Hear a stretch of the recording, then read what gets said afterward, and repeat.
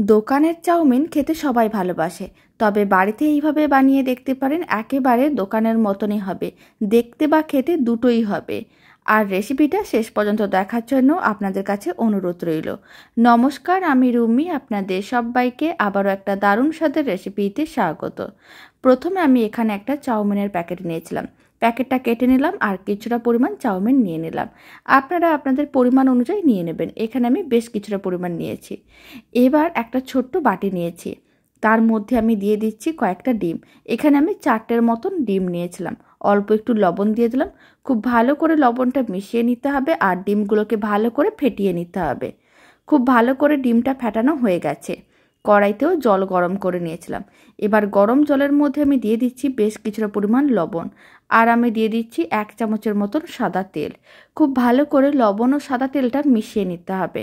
আর খুব ভালো করে মিশিয়ে নেওয়ার পরে জলটাকে ভালো করে গরম করে নিতে হবে। যখন জলটা খুব ভালো করে গরম করা হয়ে যাবে, তখন কিন্তু নুডলসটা দিয়ে দিতে হবে। আর এইভাবে কিন্তু একটু গরম জলের মধ্যে উল্টে পাল্টে নিতে হবে। 5 মিনিট এইভাবে মিডিয়াম ফ্লেমে রেখে দিতে হবে।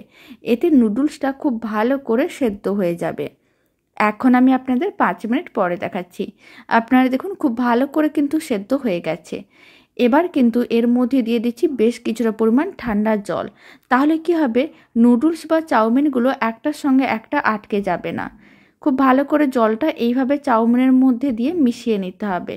তারপরে এরকম একটা হাতা নিতে হবে। হাতার সাহায্যে নুডলস বা চাউমিনগুলোকে জলের থেকে তুলে নিতে হবে আর যে কোনো একটা পাত্রের মধ্যে রেখে দিতে হবে, যাতে নুডলস বা চাউমিনগুলো ঠান্ডা হয়ে যায়। এইভাবেই কিন্তু আমি বেশ কিছুক্ষণ রেখে দিচ্ছি আর সমস্ত নুডলসগুলোকে তুলে রেখে দিতে হবে। আপনারা চাইলে যে কোনো ছিদ্রযুক্ত পাত্রের মধ্যেও রেখে দিতে পারেন, যাতে এক্সট্রা জলটা নিচে পড়ে যায়। এবার এক সাইডে নুডলসগুলোকে রেখে দিলাম। একটা কড়াইকে গ্যাসের ওভেনে বসিয়ে দিয়েছিলাম। 1 চামচের মতন সাদা তেল দিয়ে খুব ভালো করে চারিদিকে ছড়িয়ে নিলাম। তার মধ্যে ফেটানো 4টে ডিম দিয়ে দিলাম। এবার ডিমগুলোকে ভেজে নিতে হবে, মানে ভুজিয়ার আকারে ভেজে নিতে হবে, ছোটো ছোটো টুকরো করে ভেজে নিতে হবে। এইভাবেই কিন্তু নাড়াচাড়া করে ডিমগুলোকে ভেজে নিচ্ছি। সমস্ত ডিমটাকে এরকমই ভুজিয়ার আকারে ভেজে নিয়েছিলাম। এবার ভেজে নেওয়া ডিমগুলোকে তুলে রেখে দিতে হবে। ডিমের ভুজিয়াগুলো তুলে নেওয়ার পরে কড়াইয়ের মধ্যে আমি দিয়ে দিচ্ছি আবারও কিছুটা পরিমাণ সাদা তেল। তেলটা যখন গরম হয়ে যাবে, এর মধ্যে দিতে হবে 1 চামচ আদা রসুন বাটা, আর দিয়ে দিচ্ছি বেশ কিছুটা পরিমাণ কুচনো পেঁয়াজ। একটা বড় সাইজের কুচনো পেঁয়াজ দিয়ে দিলাম। এবার আদা রসুন বাটা ও কুচনো পেঁয়াজটাকে বেশ কিছুক্ষণ নাড়াচাড়া করে হালকা করে ভেজে নিতে হবে।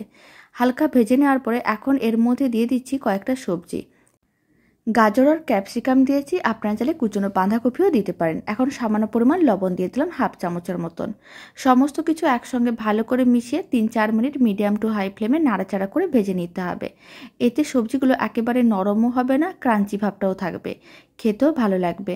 মোটামুটি 3 মিনিটের মতন মিডিয়াম টু হাই ফ্লেমে নাড়াচাড়া করে ভেজে নিয়েছিলাম। এখন আমি এর মধ্যে দিয়ে দিচ্ছি 1 চামচের মতন সয়া সস, আর আমি দিয়ে দিচ্ছি 2 চামচের মতন টমেটো কেচাপ। খুব ভালো করে সয়া সস ও টমেটো কেচাপটা মিশিয়ে নিতে হবে। তারপরেই নাড়াচাড়া করে ভেজে নিতে হবে। এইভাবে কিন্তু আরও 1 মিনিট মিডিয়াম টু হাই ফ্লেমে নাড়াচাড়া করে ভাজতে হবে। খুব ভালো করে ভেজে নেওয়ার পরে এখন দিয়ে দিতে হবে সেদ্ধ করে রাখা নুডলস। সমস্ত নুডলসটা কিন্তু একসঙ্গে দিয়ে দিচ্ছি।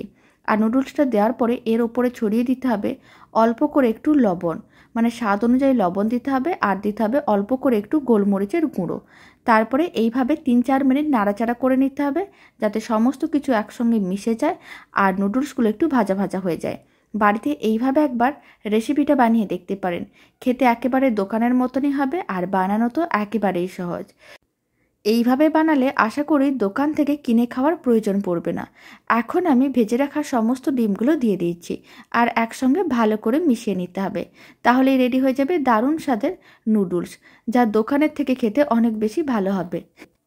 আর এই রেসিপিটা শেষ পর্যন্ত দেখার জন্য আপনাদের অসংখ্য ধন্যবাদ। ভালো লেগে থাকলে আপনারা যদি ফেসবুক থেকে রেসিপিটা দেখছেন, পেজটিকে ফলো করে নেওয়ার অনুরোধ রইল। ইউটিউব থেকে দেখলে চ্যানেলটি সাবস্ক্রাইব করে নেওয়ার অনুরোধ রইল। পাশে থাকা বেল আইকনটি প্রেস করে নেবেন নতুন রেসিপির আপডেট সবার আগে পাওয়ার জন্য।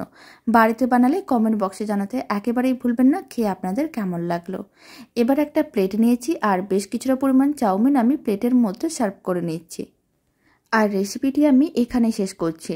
আপনারা সবাই ভালো থাকবেন, সুস্থ থাকবেন। আপনাদের সঙ্গে আবার নতুন রেসিপি নিয়ে দেখা হচ্ছে।